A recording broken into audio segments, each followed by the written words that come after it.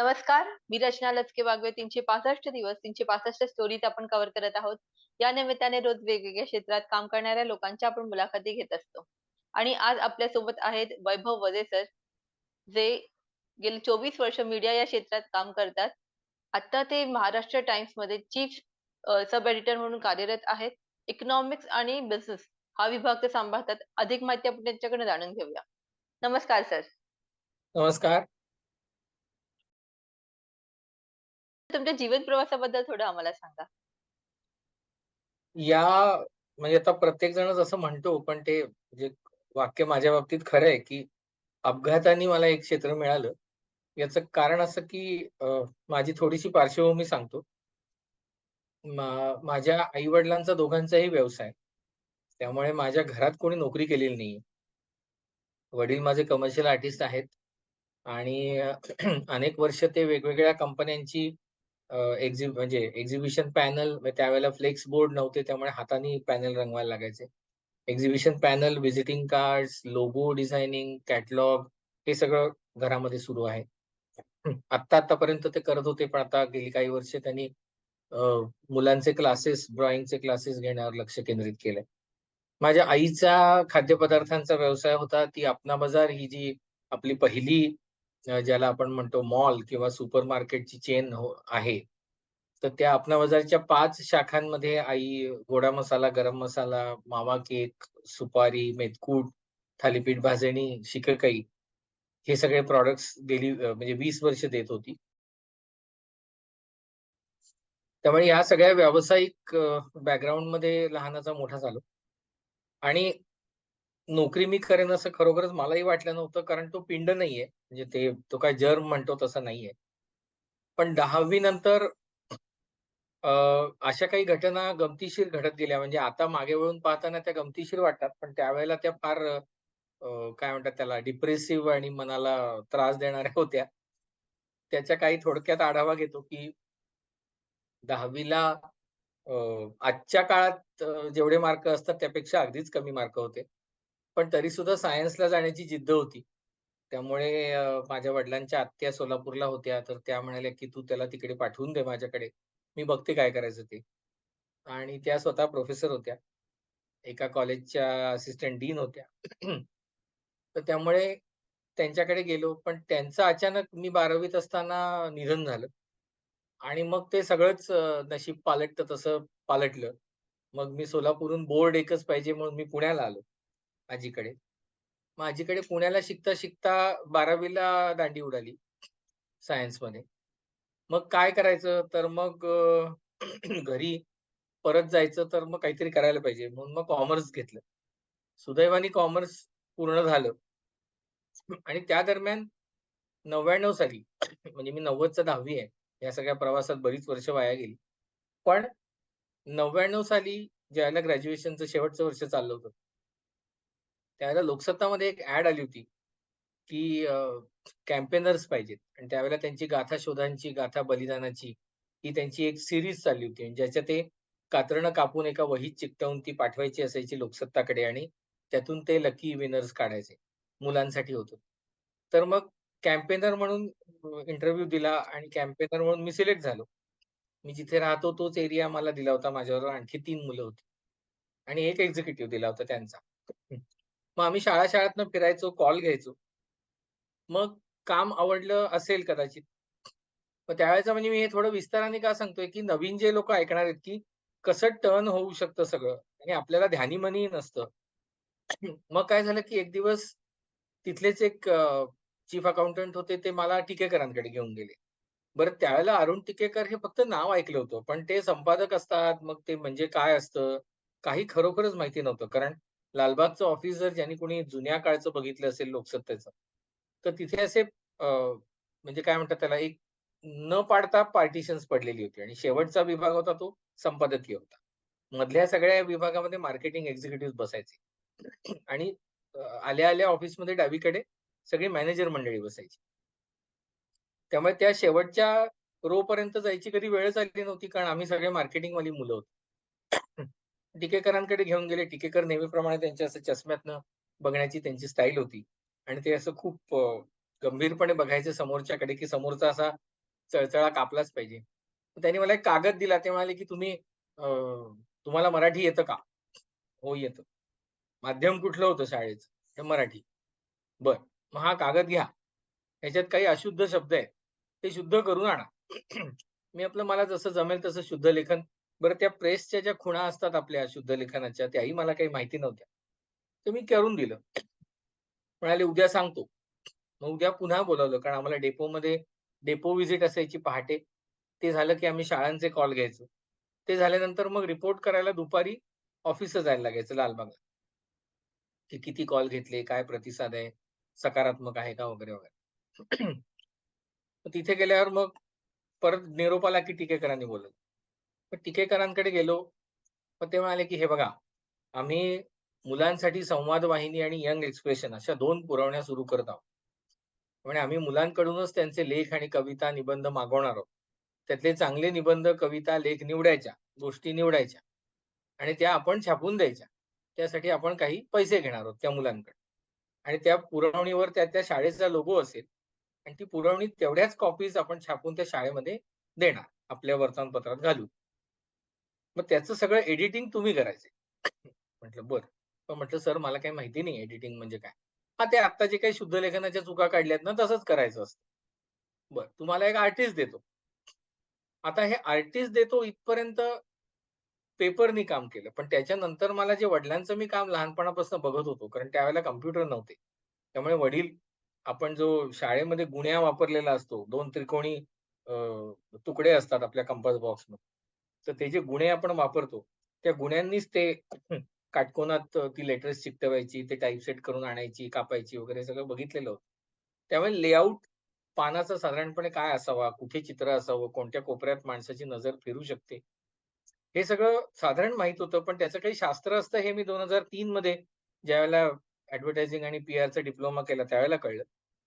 पण ते तिथे लेआउट मला सोपा गेला. मी त्या आर्टिस्ट बरोबर बसायचो.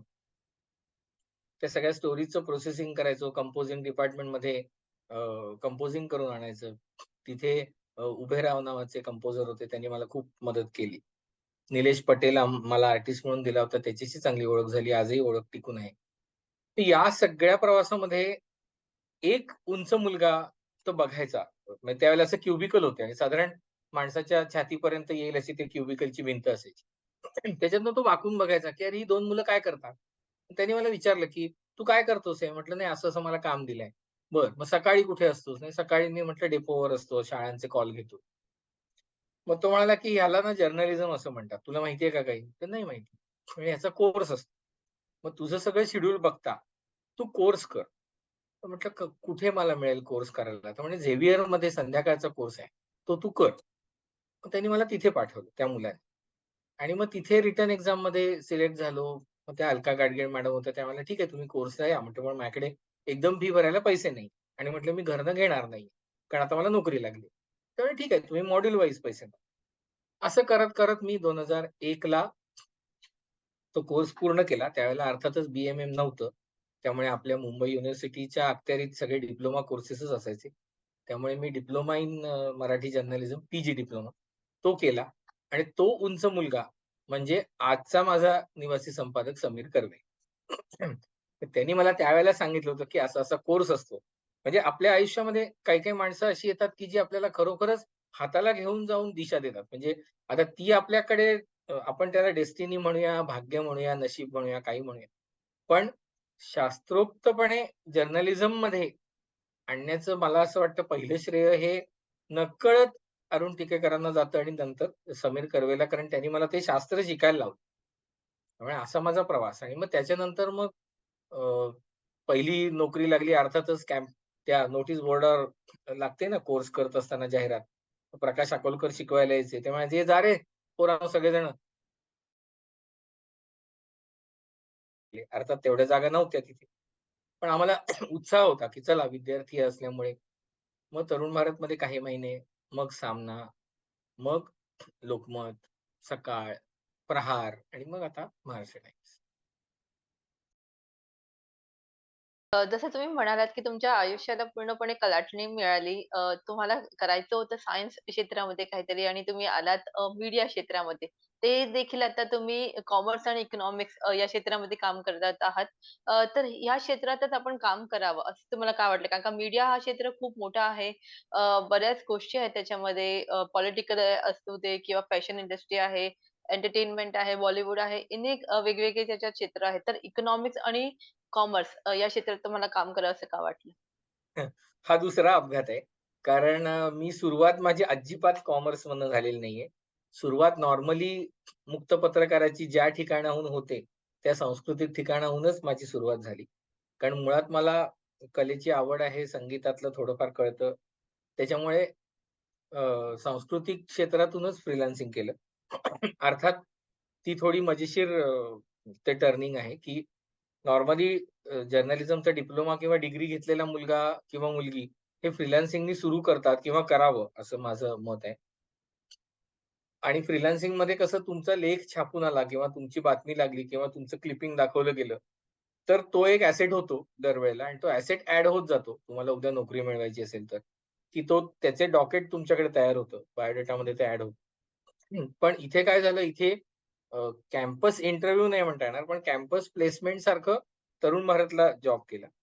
आणि इकडे माझा अनुभव मुलांची सप्लिमेंट तयार करण्याचा असल्यामुळे तरुण भारतला मला लक्ष्मण त्र्यंबक जोशी संपादक होते. त्यांनी मला पहिलं पान दिलं ते म्हणजे महेश म्हात्रे तिथे अ, अ, सहाय्यक संपादक होते. तर त्यांनी मला पान दिलं ते मुलांचं, बालभारत.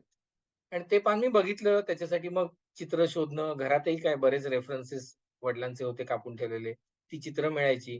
त्यावेळेला काही इंटरनेटचा एवढा बोलबाला नव्हता. त्यामुळे ती चित्र स्कॅन करून ठेवायची जपून आपल्या हार्ड डिस्कमध्ये, फ्लॉपीमध्ये त्यावेळेला तर फ्लॉपीचा जमाना. आणि मग तिथून मग मी जाहिरात बघितली सामनाची, सामनात गेलो. आणि सामनात काम करत असताना एक तर पगारवाढही मिळाली.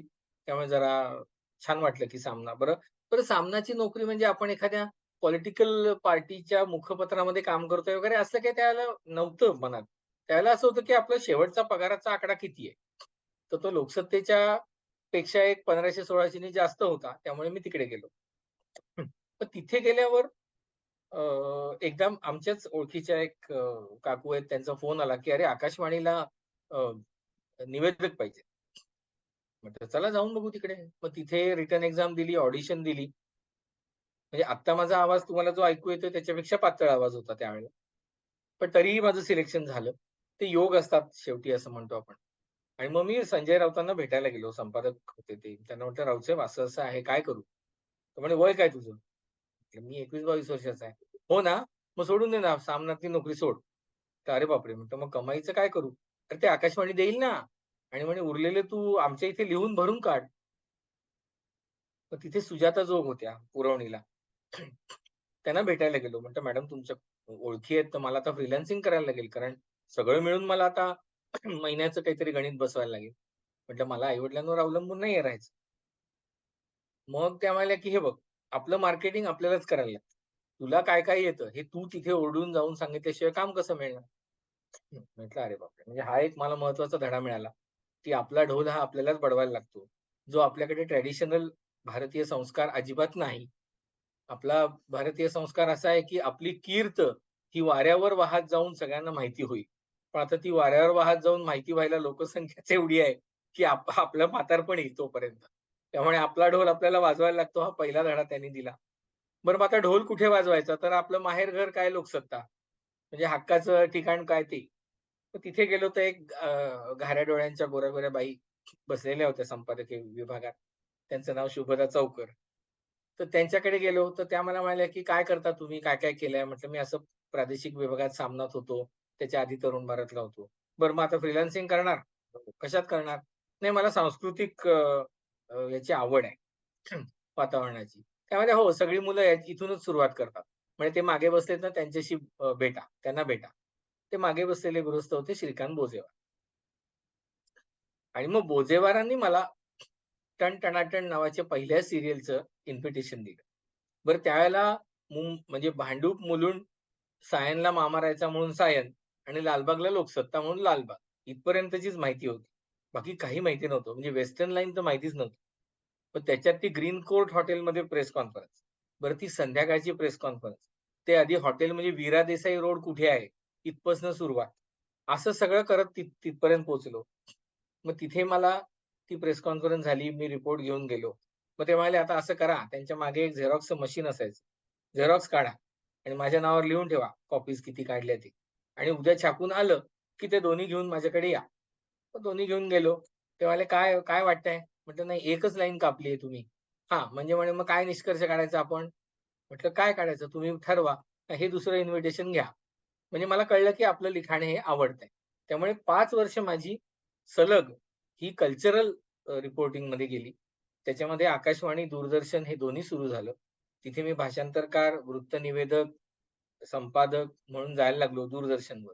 अर्थात आकाशवाणीची 6 दिवसांची ड्युटी असायची, दूरदर्शनची 10 दिवसांची. त्यामुळे उरलेले 14 दिवस माझ्या हातात असायचे. त्याच्यात मी फ्रीलान्सिंग केलं. मग रेफरन्सेसनी साप्ताहिक विवेक, नंतर लोकसत्ता, सामना, सकाळ, लोकमत, लोकमतला निलिमा जांगडांकडे आणि मग एक दिवस हा आला शोधत अभिजित देसाई लोकप्रभेतनं. मला मला काय तू फक्त लोकसत्तेसाठी लिहिणार, आमच्यासाठी नाही. आणि त्याची बोलण्याची स्टाईल अशीच असायची. आता दुर्दैवाने नाहीये तो. मग आमच्यासाठी लिही ना काहीतरी. पण ते काय तू असलं काहीतरी ते सिनेमा वगैरे लिहितोस ते लिहू नको. सीरियलचं कसलं हे घेतो रिव्ह्यू. तू आता काहीतरी कॉलम लिही. मग त्यांनी मला कॉलम लिहायला लावला. मग एक ऑफबीट या नावाने कॉलम लोकप्रभेमध्ये लिहिला. त्यामुळे असं सगळं सुरू झालं आणि मग ज्यावेळेला घरात लग्न करायचं मुलाचं ह्याचं जेव्हा वातावरण निर्माण झालं, त्यावेळेला असं वाटलं की नाही यार आता आपल्याला रेग्युलर इन्कम पाहिजे. काहीतरी आता नोकरी पाहिजे.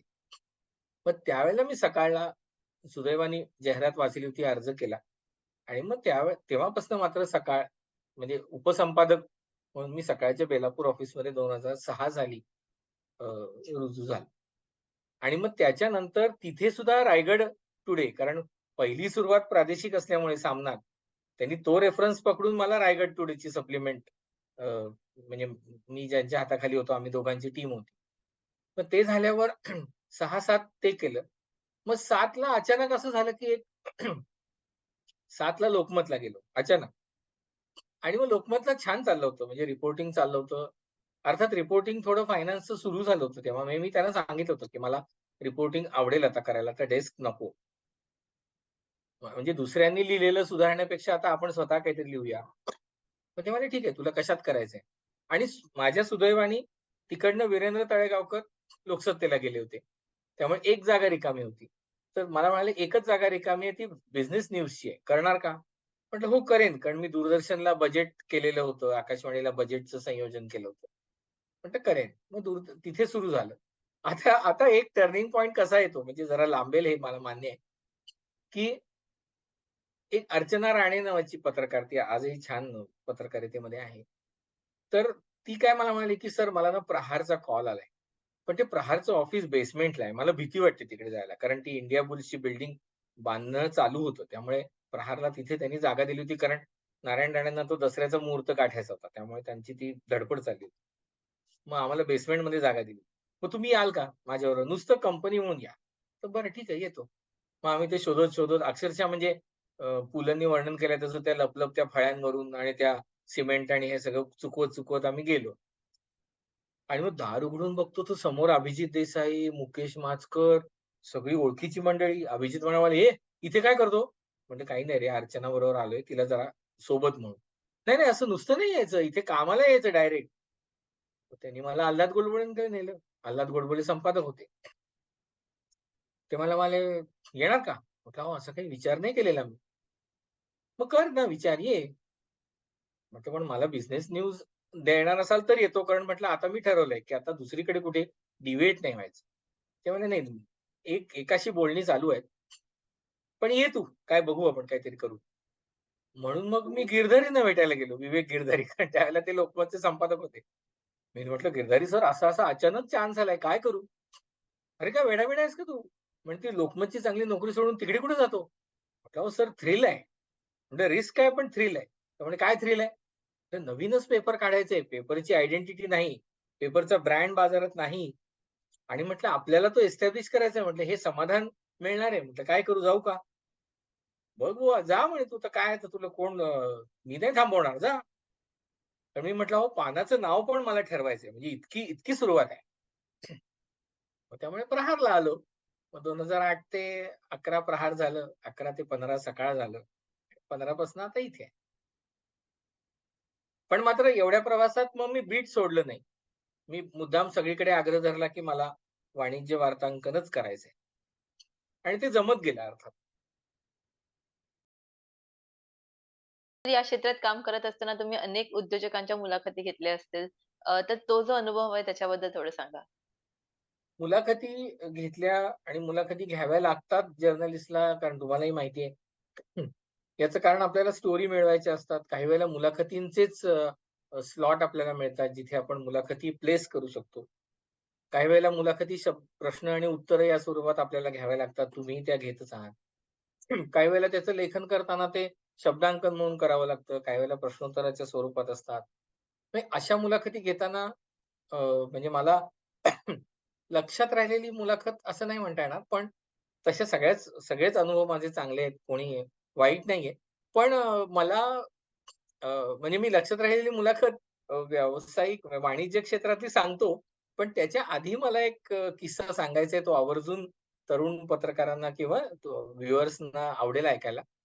आप्पा जळगावकर हार्मोनियम वादक, ते गेले आणि प्रहारमध्ये फोन आला, की आप्पा जळगावकर गेले. त्यावेळेला प्रहारमध्ये मी आणि संतोष काळे आम्ही दोघंही बिझनेस पेजला होतो. आणि गोडबोलेंना माहीत होतं, की ह्यानी आधी कल्चरल रिपोर्टिंग केलेलं आहे. त्यामुळे गोडबोलेंनी मला बोलावलं. मग मुकुंद कुळे होता तिकडे. मग मुकुंद कुळे म्हणाला, की "अरे तू कल्चरल रिपोर्टिंग केलंयस, तर अप्पा जळगावकर गेलेत. तर त्यांच्याविषयी श्रद्धांजली घ्यायची." म्हटलं, "कुणाची घ्यायची आहे?" "किशोरी आमोणकर." म्हटलं, "बापरे!" मी दचकलो. कारण म्हणजे बाईंविषयी खूप ऐकलेलं होतं. चांगलंही ऐकलेलं होतं. ज्यांना वाईट एक्सपिरियन्स आले त्यांनी वाईटही सांगितलेलं होतं. आणि एकंदर शिस्तप्रिय आणि असं थोडं करड्या शिस्तीचं व्यक्तिमत्व असं त्यांची ख्याती होती. मी म्हटलं, "बापरे!" तर म्हणे, "बापरे नको करू. आपण सुदैवाने एल्फिन्स्टनला आहोत आणि बाई वरळीला राहतात. तर बघ तू फोन कर."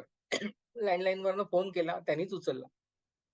आणि त्या मला म्हणाल्या ना, म्हणजे काही-काही वेळेला ना आपल्याला ही सगळी माणसं खूप शिकवून जातात. म्हणजे आपण टिपकागदासारखं असावं, असं मोठे लोक का म्हणतात ते मला या ओव्हर द पिरियड सगळ्या जर्नीमध्ये कळलं, की त्या बाईंनी मला काय सांगितलं किशोरीताईंनी, की "हे बघ, माणूस गेला ना, की प्रतिक्रिया मागत नाहीत, श्रद्धांजली मागतात."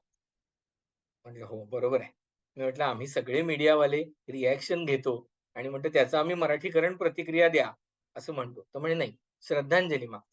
आणि म्हणे माणसाचं वजन किती आहे समाजात, त्यानुसार श्रद्धांजली घ्यायची असते. म्हटलं म्हणजे काय? तर म्हणे आप्पा जळगावकर गेले. आप्पांचं तुला काम माहिती का?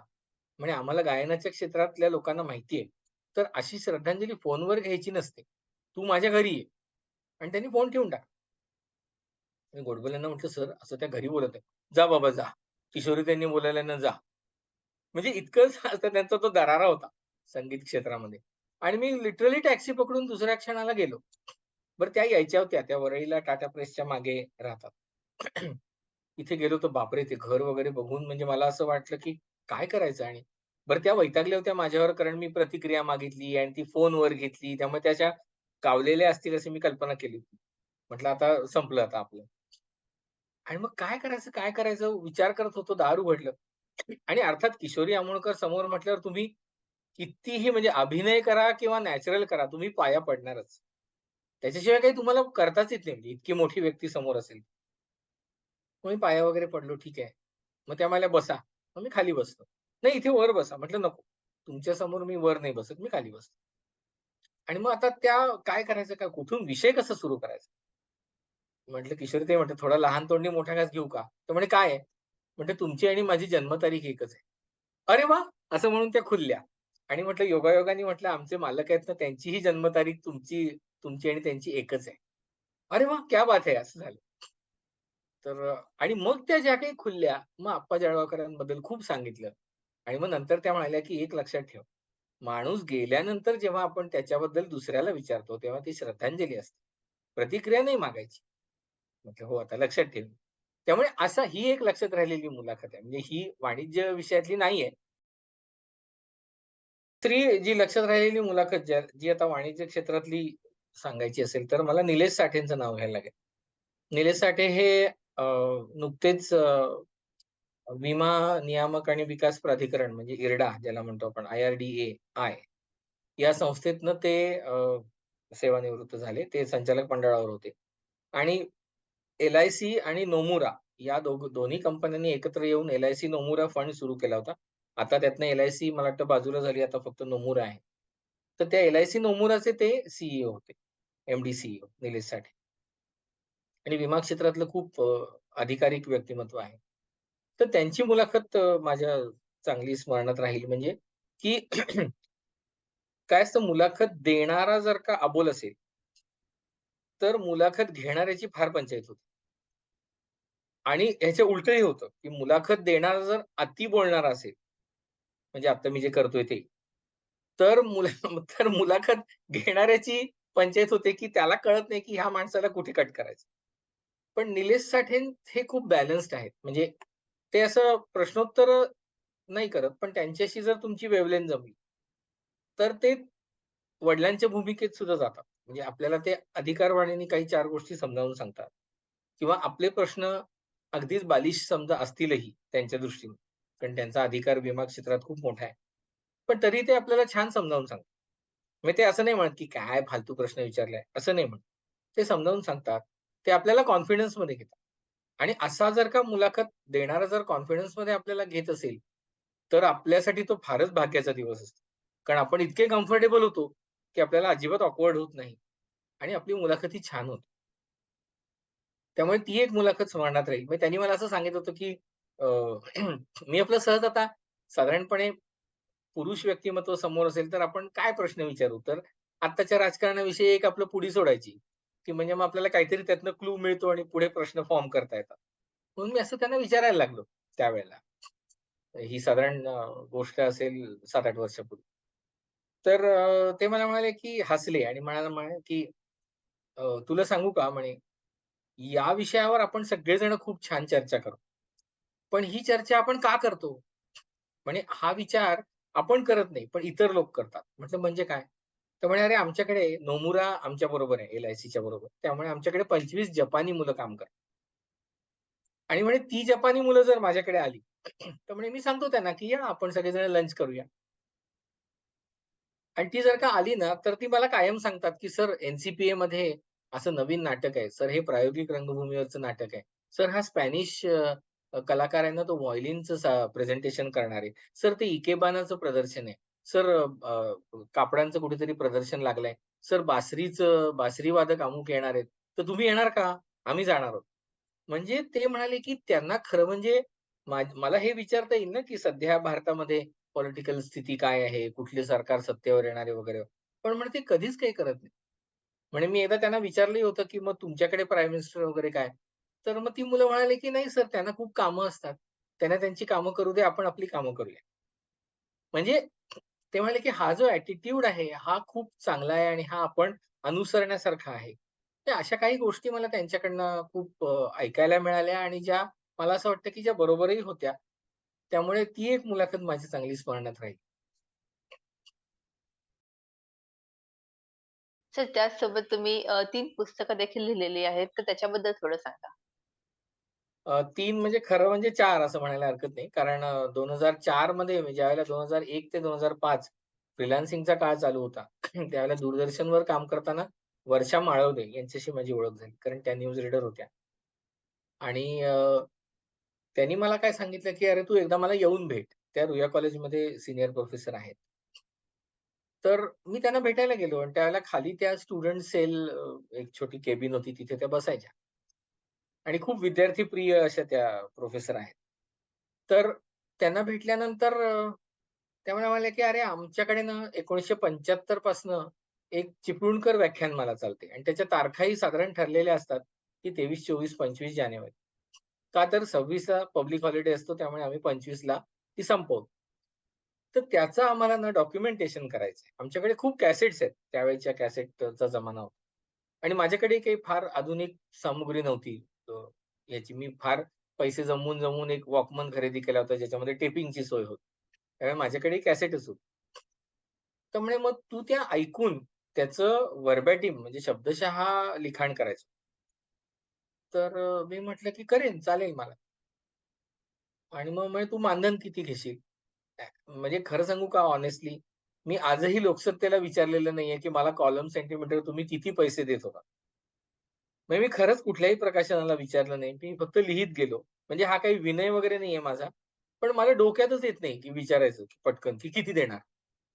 म्हणजे माझ्या सगळ्या नातेवाईकांनी मला विचारलं होतं, की "अरे तू लिहितोस तर तुला किती मिळतात?" म्हटलं, "माहीत नाही बुवा किती मिळतात." चेक तरी येतो 3 महिन्यांनी वगैरे. पण असं कॉलम सेंटीमीटर वाईज रेट नाही सांगता त्यामुळे मी काही विचारलं नाही वर्षाला. म्हटलं, "अगं तू काय देशील ते मी घेईन." मग मग तिला लक्षात आलं, की हा कागदावर लिहून का आणतोय? बरं तिथे विजय तापस होते आणि विजय तापस म्हणजे साहित्य क्षेत्रातलं खूप मोठं नाव. मग ते मला म्हणाले, की "अरे, आता हे सगळं मी कुठल्या जमान्यात आहेस तू? हे सगळं मी आता कागदावर तपासू का तुझं?" म्हटलं, "सर तुम्ही प्रोफेसर आहात, आता तुम्हाला हे काय 2 मिनिटं लागतील वाचायला." "नाही, नाही, हे आता टायपिंग करायचंय आपल्याला सगळं. डबल हजामत नाही करायची." म्हटलं, "अरे बापरे! माझ्याकडे कॉम्प्युटर नाहीये." मग काय करायचं? मग त्यावेळेला म्हणजे साइड स्टोरी अजून एक अशी, की दूरदर्शनला केसरी संगे चला फिरूया गेट सेट गो असा एक प्रश्नमंजुषा कार्यक्रम त्यावेळेला 29 भाग त्याचे शूट झाले होते. आणि ते सगळे मी लिहिले. पण ते मी फक्त आईच्या नावाने लिहिले कारण मी दूरदर्शनला न्यूज रूममध्ये काम करायचो. त्यामुळे मुकेश शर्मा त्यावेळेचे डायरेक्टर मला काय म्हणाले, "अरे यार तू लिख ना, मैं कहाँ तुझे रोक रहा हूँ. तू मम्मी के नाम से लिख. मम्मी कितनी पढ़ी लिखी है?" म्हटलं, "हाँ सर, वो तो ग्रेजुएट है." "हाँ, है ना? तो वो आ सकेगी ना शूटिंग पे?" "हाँ, आ सकेगी, क्यों नहीं आ सकेगी?" "हाँ, तो उसके नाम से लिख." मग मी मानसी इंगळेकडे ते काम केलं. मग मी मानसीला म्हटलं, मग ओळख चांगली झाली होती अगदी घरोब्याचे संबंध. मग मानसीला म्हटलं, "मानसी असं-असं माझ्याकडे एक वेगळं काम आलंय." बरं त्यावेळेला हे डोक्यातच नव्हतं, की असं सिक्रेट ठेवायचं असतं. मग ते 2 फ्रीलान्सर एकमेकांशी अशी कामाविषयी बोलले, की ते काम पळवू शकतात वगैरे. असं काही माझ्या डोक्यात नव्हतं. मी आपलं तिला सांगितलं, की असं-असं काम आलंय गं, पण माझ्याकडे कॉम्प्युटर नाहीये, काय करू? अरे मग ती म्हणाली, "मग कॉम्प्युटर घे ना. मी तुला ते फॉन्ट देते. तू ते टायपिंग शिक. असं कर, तसं कर." मग मी एक सेकंड हँड कॉम्प्युटर घेतला. मग त्याच्यामध्ये ते श्रीलिपी, मग ते काय आकृती लागत होतं त्यांना फॉन्ट. मग तो लोड केला. मग आपलं एक की आपलं बघत-बघत शिकलो. आणि मग ते सगळं व्हर्बॅटिम म्हणजे ज्याला शब्दशः शब्दांकन म्हणतो आपण. ते केलं आणि त्याचं संभाषिते नावाचं पुस्तक पुढे प्रकाशित झालं रुईयातर्फे. तो एक पहिला माझा पुस्तक लेखनाचा अनुभव. त्याच्यानंतर सकाळमध्ये असताना मी कॉलम लिहीत होतो मुंबईया म्हणजे मी पद्मभूषण देशपांडेंना असं सुचवलं होतं, की सर फ्रीलान्सिंगच्या निमित्ताने मी खूप फिरलोय. अगदी रात्री अपरात्री सुद्धा कारण सिने रिपोर्टिंग असायचं त्यावेळेला ते पार्ट्या अशा भलत्या वेळेला संपायच्या आणि मग नंतर कळायचं, की अरे रिक्षा हाल्फ रिटर्न घेते किंवा टॅक्सी हाल्फ रिटर्न घेते आणि आपले खरोखरच पैसे संपतात. त्यामुळे खूप फिरणं झालं होतं. तर मी त्यांना म्हटलं, की "अहो मुंबई अशी कॉमन मॅनला कशी भावली त्याच्यावर काही लिहू का?" तर म्हणे, "लिही एक एक लिहून दाखव बघूया काय कसं करायचं?" मग त्यांनी त्या मुंबई टुडेमध्ये तो म्हणजे जसं आमची मुंबई टाइम्स आहे तसं तिकडे मुंबई टुडे आहे. त्याच्यामध्ये मग त्यांनी एक कॉलम मला दिला होता लिहायला मुंबईया आणि तो कॉलम लिहिला. मग त्याचे 26 भाग लिहिले. पण मग पुस्तक करायचं ठरलं, की आपण पुस्तक करूया का? मग मी निलेश जाधवला फोन केला लोकसत्ताचा. कारण मला त्याचे चित्र फार आवडतात. तो छान काढतो चित्र. त्याला म्हटलं, "निलेश चित्र काढशील का रे?" मला म्हणाला, "अरे तुझे वडीलच घरात एवढे आर्टिस्ट आहेत. तू माझ्याकडनं कशाला काढून घेतो?" मग बाबांना म्हटलं, "बाबा काय करायचं?" ते म्हणाले, "नाही, नाही, तू त्याच्याकडनं काढून घे. त्यांना पण त्याची स्टाईल फार आवडते." मग निलेशनी चित्र काढली आणि मग कोण काढणार, कोण काढणार पुस्तक? मग ठाण्याला व्यास क्रिएशनचा माझा संपर्क आला. मग मी निलेशला तिथे पण निलेशच आहेत. त्यांना विचारलं, की म्हटलं, "अहो, तुम्ही पुस्तक काढाल का?" तो म्हणे, "हो, काढेन की पुस्तक." पण म्हटलं, "माझ्या 2 अटी आहेत." तो म्हणे, "काय?" म्हणजे एक तर माझ्याकडे टाइप केलेलं सगळं तयार आहे. त्यामुळे तुमचा तो प्रश्न नाही. आणि म्हटलं, "निलेश जाधवची मला चित्र पाहिजेत आणि ती ब्लॅक एंड व्हाईटच पाहिजे." तर म्हटलं, "का?" ते मला निलेश म्हणाले, "ब्लॅक एंड व्हाईट का?" म्हणे, "आता तर कलरचा जमाना आहे." म्हटलं, "नाही, ब्लॅक एंड व्हाईट काय असतं? ब्लॅक एंड व्हाईटमध्ये कुठल्याही भावना नसतात. मग तो माणूस जसा तो मुंबई वाचेल, तसा तो रंग भरेल. म्हणून ते चित्र मला ब्लॅक एंड व्हाईट." आणि म्हटलं दुसरी अट अशी आहे, की माझे वडील मुखपृष्ठ करणार आहेत. तर ते त्यांना करू दे का? मग हे दोन्ही अटी मान्य झाल्या. आणि त्या दरम्यान मी गौतम राजाध्यक्षांचा एक इंटरव्ह्यू केला होता. त्यामुळे त्यांच्याशी ओळख होती. मग मी त्यांच्याकडे गेलो. म्हटलं, "गौतम दादा दादा म्हटलं, मला प्रस्तावना लिहून द्या." ते म्हणाले, "अरे मला मराठी येत नाही." म्हटलं, "अहो काहीतरी काय?" म्हटलं, "तुम्ही चंदेरीसारखं साप्ताहिक चालवलंय." म्हटलं, "मराठी कसं येत नाही?" "अरे बाबा मला मराठी येत नाही. मी कॉन्व्हेंटचा मुलगा आहे, पण मला मराठी बोलता येतं आणि ते अस्खलित येतं. तर मी काय करेन, मी तुला इंग्लिशमध्ये प्रस्तावना लिहून देईन. म्हटलं, "अरे राम!" मग ती इंग्लिशची त्यांनी बॉम्बे अँड एल डोरॅडो अशी प्रस्तावना लिहून दिली. ते पुस्तक वगैरे वाचून, म्हणजे त्याचे सिनॉप्सिस पाहून. आणि मग मी ती प्रस्तावना भाषांतरित केली. मग एका बाजूला बाबांना बसवलं, एका बाजूला आजीला बसवलं. आजीला जरा जुजबी इंग्लिश येत होतं. त्यामुळे आजीला म्हटलं, "जरा ऐक." आणि मग मी वाचली. सगळ्यांना आवडली. गौतम राजाध्यक्षांकडे पाठवली. ते म्हणाले, "हां, बेस्ट आहे. छापून टाक." म्हटलं, "मग एक रिक्वेस्ट करू का? तुमची सही वापरायची." "हां, वापर." मग ते पुस्तक आलं 2011 मध्ये. त्याच्यानंतर 2015 ला अचानक एक चान्स आला म्हणजे लोकमतला असताना मी श्रीकांत मोघेंचा इंटरव्ह्यू केला होता. लोकमतला लिहीत असताना. आणि तेव्हापासून थोडी ओळख झाली होती त्यांच्याशी. मग मध्ये लोकसत्तेत असतानाही म्हणजे फ्रीलान्सिंग करत असताना, तिथेही मोघेंचा इंटरव्ह्यू केला होता. आणि मग नंतर ते काय म्हणाले, की "अरे, माझ्या मनात एक पुस्तक लिहायचं आहे स्वतःबद्दल. पण म्हणे ते तू लिहू शकशील असं मला वाटतंय. तर तुझ्याकडचं काही रेकॉर्डिंग आहे का?" तर माझ्याकडे कॅसेटमध्ये तुमचं रेकॉर्डिंग आहे. तर म्हणे, "मग ते मला लिहून पाठवशील का? म्हणजे म्हणे मला तुझी स्टाईल कळेल." तर ठीक आहे. मग त्यांना मी ती स्टाईल ते लिहून पाठवलं. तर ते म्हणाले, "अरे, हे बेस्ट आहे." तर म्हणे, "मी सुधीरला दाखवतो." मग त्यांनी सुधीर मोघ यांना दाखवलं. मग सुधीर मोघ म्हणाले, "अरे, या मुलाला बोलाव ना. याच्याकडनं काम करून घेऊया आपण." मग मी गेलो पुण्याला. मग त्यांना म्हटलं, "काका पण म्हटलं माझं म्हटलं मानधन वगैरेचं काय करायचं?" "हां, ते बघू आपण काय करायचं." म्हणजे मी पहिल्यांदाच तेव्हा तो शब्द काढला होता तोंडातनं, की आधी मला मानधन मिळेल का हो? कारण पुण्याला जायचं म्हणजे तेवढा खर्च होता. मग ते म्हणाले, "बघू रे आपण, ते काय करू नंतर." त्यांनी मला एक ₹2,000-1,000 हातात टेकवले. ते म्हणाले, "हे तुझा प्रवास खर्च तुला लागेलच आता वरचेवर पुण्याला यायला." मग ते असं करत त्याचं रेकॉर्डिंग मी आपलं कॅसेट भरभरून रेकॉर्डिंग करून आणायचो. मग त्यावेळेला मी काय केलं, पहिल्यांदा मी आईला म्हटलं, "आई आपण एक कॅमेरा घेऊया विकत." मग बायकोला त्यावेळेला लग्न झालं होतं. बायकोला म्हटलं, "बायको एक कॅमेरा घेऊया का?" ती म्हणाली, "चालेल, म्हणजे तुला आता ते श्रीकांत मोघेंचं करणार आहेस तर तुला व्हिडिओ लागेल ना?" हां. मग तो डिजिकॅम एक छोटा जो असायचा आपण लग्नात टिपिकल कार्डवाला, मेमरी कार्डवाला. मग तो घेऊन मी जायचो त्यांच्याकडे. मग त्यांची बायको मला ते डबे द्यायची कारण ट्रायपॉड पाहिजे ना. मग त्या डब्यावर डबे ठेवून त्यांच्या उंचीवर येईल असा तो कॅमेरा ठेवायचा. मग एका बाजूला ते मग त्यावेळेला मी तो यूएसबी वाला रेकॉर्डर घेतला होता छोटा. मग तो रेकॉर्डर, तो कॅमेरा सगळा लवाजमा घेऊन मी जात होतो. ते शब्दांकन करत होतो. मग हे आता छापायला कुणाला द्यायचं? मग मी मैत्रेय प्रकाशनला कॉन्टॅक्ट केला, जयश्री देसाई. त्यांना म्हटलं, "जयश्री ते असं-असं आहे." तर म्हटलं, "घेणार का तुम्ही?" अरे म्हणे, "का नाही घेणार? मोघ्यांचं पुस्तक कोणीही छापेल. म्हणजे तुला प्रकाशक मिळाला नाही, कमालच आहे." म्हटलं, "नाही बुवा, मी असं काही अप्रोच झालो नाही." म्हटलं, "मग दे ना मला." म्हणे, "बघू." मग त्यांनी काही सुधारणा सुचवल्या. मग ते असं करत-करत ते पुस्तक आलं 2015. आणि मग काय झालं, मग ग्रंथालय मला अप्रोच झाली अचानक. सुदेशजींचा फोन आला, की "अरे, एक उद्योजक आहेत, त्यांचं पुस्तक करायचंय. तू करशील का?" म्हटलं, "करेन की." कारण त्यावेळेला शब्दांकन कसं करायचं हे मला कॉन्फिडन्स आला. म्हटलं, "करेन." मग ते पुस्तक आलं 2018 ला. मग ते प्रकाशाकडे असं काहीतरी त्यांचं नाव होतं, कारण त्या उद्योजकाचं नाव प्रकाश अंबुरे असल्यामुळे. पण मग मी त्यांना म्हटलं, की "अहो प्रकाश वाटा ऑलरेडी प्रकाश आमटेंचं पुस्तक आहे. तर लोकांचा गोंधळ होईल, वाचकांचा." म्हटलं, "असं नका करू." म्हणजे "मग काय करायचं?" म्हटलं, "तुम्ही कुठनं आलात? कोकणातलं गाव काय?" ते म्हणाले, "अरे मी आरवलीचा आहे." आणि म्हटलं, "आता कुठे आहात? माईन्स कुठे आहेत तुमच्या क्वार्ट्सच्या?" ते म्हणे, "अरावलीमध्ये." मग ते त्याच्यावरनं ते आरवली ते अरावली असं नाव मी त्यांना सुचवलं. ते म्हणाले, "अरे हे बेस्ट आहे." मग ते पुस्तक 2018 ला. त्यामुळे अशी त्या सगळ्या 4ही पुस्तकांची कथा.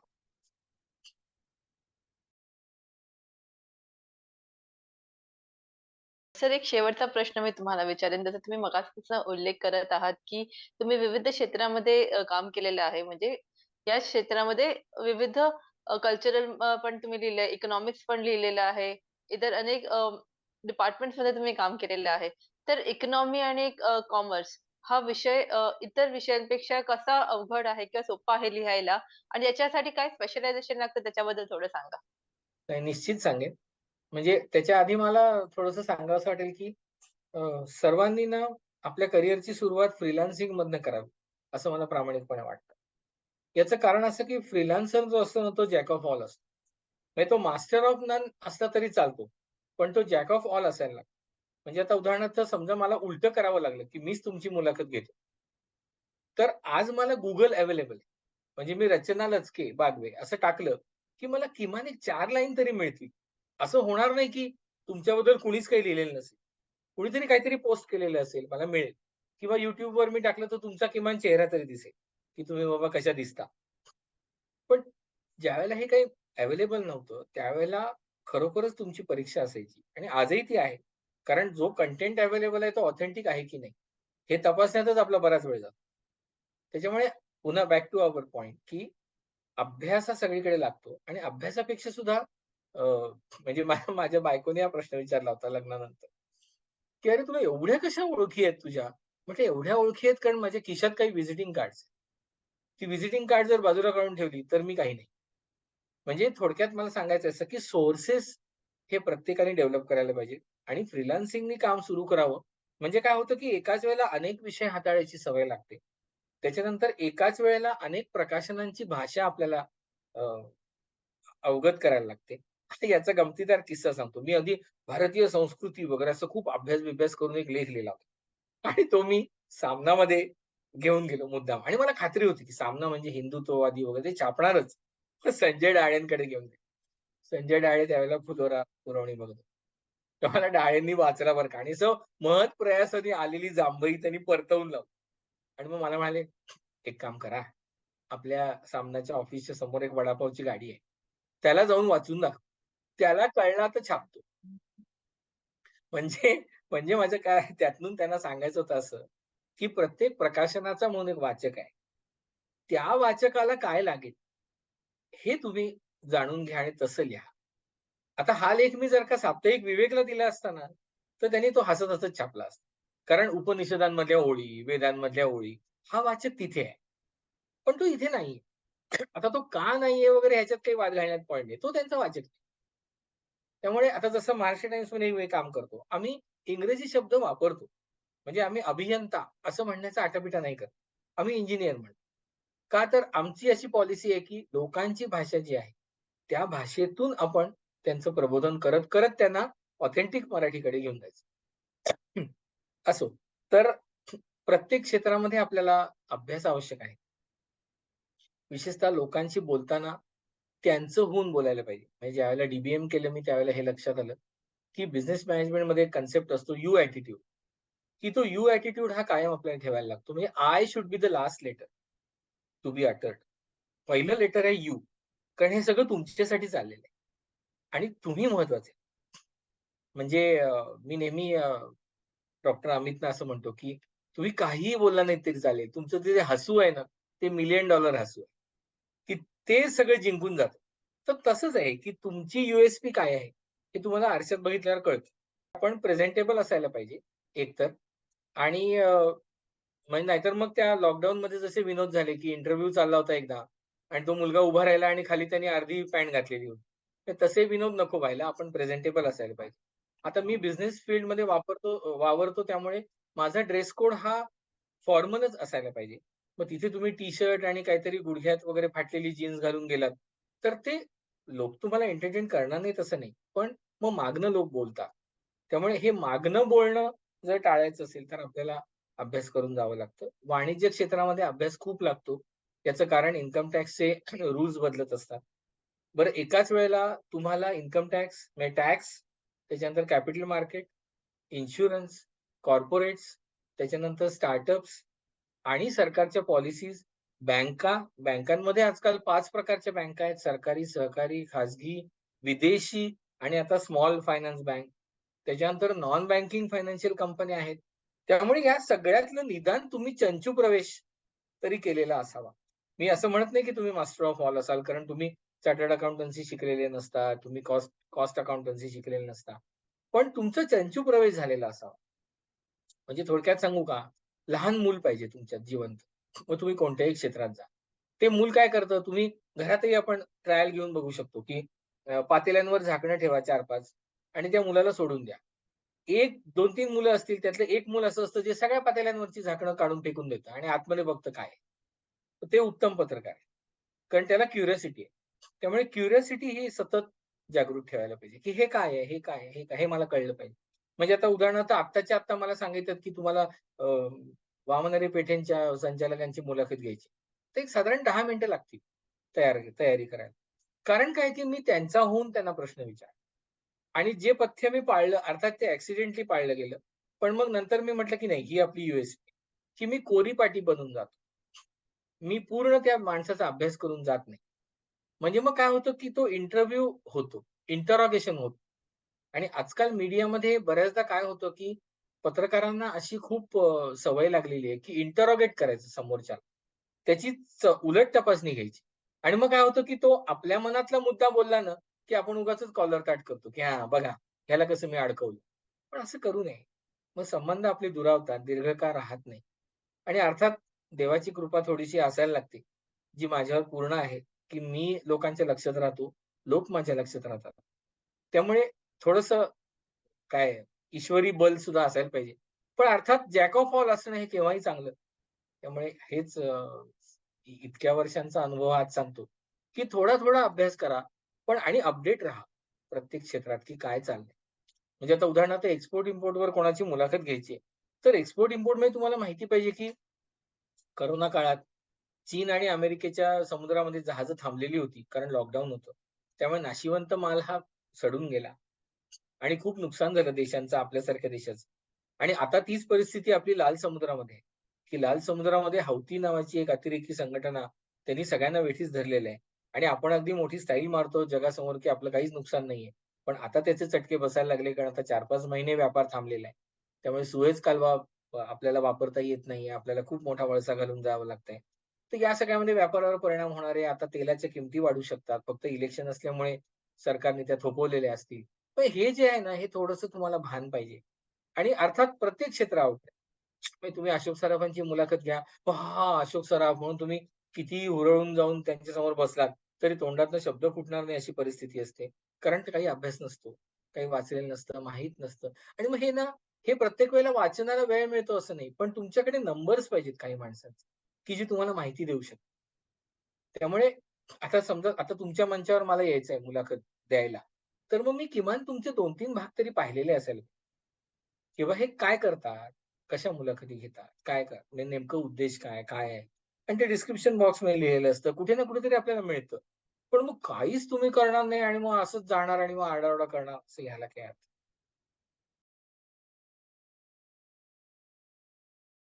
अच्छा, आपला हा सगळा भाषेचा खेळ आहे. त्यामुळे भाषा यायलाच पाहिजे आणि जी आज येत नाही. म्हणजे दुर्दैवाने हे म्हणावं लागेल. म्हणजे पूर्वी मी ना असं खूप मी मराठी माध्यमात शिकलेलो असल्यामुळे मराठीचा मला खूप असा झेंडा-बिंडा हातात घेऊन मी 24 तास असायचो. पण हल्ली मी थोडी भूमिका डायल्यूट केली. हल्ली मी असं म्हणतो, की तुम्हाला कोणतीतरी एक भाषा नीट यावी. मग भले ती मराठी, हिंदी, स्पॅनिश काय वाटेल ते असेल. पण स्वप्नात जरी विचारली, तरी ती ऑथेंटिक यावी. हां, पण ह्याचा दुसरा आग्रह माझा असा आहे, की तुम्ही घरात जी भाषा बोलता ना, ती सोडू नका. कारण तो तुमचा फ्लेवर आहे. तो त्या बोलीभाषेचा फ्लेवर आहे. तो येऊ द्या. म्हणजे समजा एखादा गोव्याकडचा मनुष्य आहे, तो लिहील खूप चांगलं. पण तो जर उद्या "किती आहे रे?" असं जर बोलायचं त्यांनी सोडलं, तर ते नाही चालणार. कारण तो त्याचा फ्लेवर आहे. तीच त्याची गंमत आहे. त्यामुळे म्हणजे बोलीभाषा असो की लेखनाची भाषा असो, म्हणून आकाशवाणीने आता शुद्ध भाषा हा प्रयोग करणं सोडून दिलाय. कारण शुद्ध हा शब्द जर का कुठल्या जातीवाचक जातीची आठवण करून देणार असेल, तर तो नको. म्हणून आता आकाशवाणी प्रमाण भाषा असा शब्द वापरतो. त्यामुळे भाषा ही यायलाच पाहिजे. अगदी त्या स, श आणि श या उच्चार भेदांसकट ती जरी नाही आली, तरी सुद्धा बेसिक कन्स्ट्रक्शन माहिती पाहिजे. विशेषणं कुठे वापरायची ती माहिती पाहिजे. ती का वापरायची माहिती पाहिजे. त्यांची डिग्री माहिती पाहिजे. नाहीतर मग काय होतं माहितीये का, आजकाल ट्रान्सलेट करतात, की "this is a flagship project of government of India." असं म्हटल्यावर हा भारत सरकारचा ध्वजावाहक प्रकल्प आहे. असं ट्रान्सलेट केलं जातं. हां, त्यामुळे तसं नको. त्यामुळे प्रत्येक भाषेचा एक लहेजा आहे, ब्युटी आहे, ती यायला पाहिजे. मग तुम्ही सायन्समध्ये जा, तुम्ही मेडिकल ट्रान्सक्रिप्शन्स करा, काही करा. पण ती शेवटी भाषा आहे. त्यामुळे मला असं वाटतं, की भाषेकडे दुर्लक्ष करून नाही चालत. आणि कारण ती आपण गमावून बसतो. आपण सगळे सध्या अंगठे बाद धरतो. म्हणजे रचना लचकेंचा कार्यक्रम मला आवडला, की मी एक अंगठा देणार. मग तो अमितजींनी बघितला, तर अमितजी म्हणतील, "अरे काय यार, मला आता 2 अंगठे द्यायला." किंवा नाही आवडलं तर कोणीतरी असं करेल. म्हणजे मग आपण शिकले सवरलेले असूनही आपण अंगठ्याचाच उपयोग करतोय. म्हणजे जो अंगठा पूर्वी मुकादम उमटवून घ्यायचा त्याच्यात आणि ह्या अंगठ्यात काहीच फरक नाही ना. कारण तुम्ही एक्सप्रेसच करत नाही स्वतःला. एक्सप्रेशनची अनेक साधनं शोधली, पण एक्सप्रेशन हरवलं. अशी परिस्थिती आहे. असं नको. त्यामुळे भाषेकडे लक्ष द्या आणि मराठी मुलांना आजकाल मराठी येत नाही. हे खूप मोठं दुर्दैव आहे. 10 वाक्य स्वतःबद्दल सांगता येत नाहीत. कारण स्वतः कोण आहोत हेच माहिती नसतं. कारण आपण आपल्याला जेवढे ट्रान्सपरंटली ओळखू ना, तेवढे आपण समोरच्याला भिडू शकतो. ज्याला आपण म्हणतो की भिडणं. हे लिटरली भिडणंच असतं मुलाखत घेणं म्हणजे. की तुम्ही थेट जाऊन काहीही विचारू शकता. पण ते काहीही विचारण्यात मनात काही काळं-बेरं नसतं. हे केव्हा कळेल ज्यावेळेला तुम्ही स्वतःला ओळखाल पूर्णपणे आणि तुम्ही ट्रान्सपरंट भावाने जा. समोरचा तुम्हाला छान मुलाखत देतो. म्हणजे हा माझा तरी अनुभव आहे. नक्कीच सर. खूप छान मुद्दे तुम्ही इथे मांडलेत आणि जसं तुम्ही बोललात, की माणूस एक्सप्रेस करायला विसरतोय. तसंच जसं आपण जास्तीत जास्त सोशल मीडिया वापरतोय किंवा सोशल मीडियाचा जास्त वापर करतोय, तसंच आपण सोशल व्हायला कमी पडतोय असं कुठेतरी मला आता वाटतंय. आपण WhatsAppवर आहोत, Facebookवर आहोत, YouTube सगळ्या चॅनल्सवर आहोत. पण तरीही आज आपल्या बाजूवाले काय करतात, आपले नातेवाईक काय करतात, हा जो सोशल अँगल आहे, हा कुठेतरी आपण आज देखील मिस करतोय ह्याच्यामुळे. तर तुम्ही इतकी छान मुलाखत दिली मला त्याच्याबद्दल खूप खूप धन्यवाद. या थँक क्षेत्रात गेले 24 वर्षाचा तुमचा अनुभव आहे आणि हा तुम्ही आमच्यासोबत शेअर केल्या साठी खूप खूप धन्यवाद. तसेच 365 दिवस, 365 स्टोरीज या माझ्या सीरीजमध्ये सहभाग घेतल्याबद्दल धन्यवाद सर. थँक नाही, पण हे तुमचा उपक्रम खरंच खूप छान आहे आणि त्यानिमित्ताने आम्हालाही वेगवेगळी माणसं रेडीमेड भेटायला मिळतात. त्यांना भेटता येतं, ऑनलाईन का होईना. त्यामुळे खरंच उपक्रम खूप छान आहे. तर आता मला वाटतं, की हे 365 दिवस झाल्यानंतर 20 एप्रिल नंतर अजून एक काहीतरी 365 असं काहीतरी संकल्प तुमच्या मनात असेलच. त्यासाठी तुम्हाला खूप खूप शुभेच्छा. धन्यवाद. Thank you sir.